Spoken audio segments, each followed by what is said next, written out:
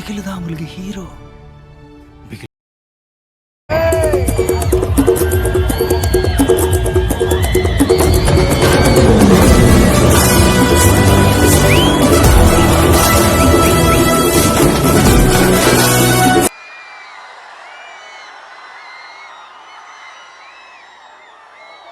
అమ్మాయిలు ఇంత రౌడీల్లో తయారైపోతే ఎలా చెప్పండి?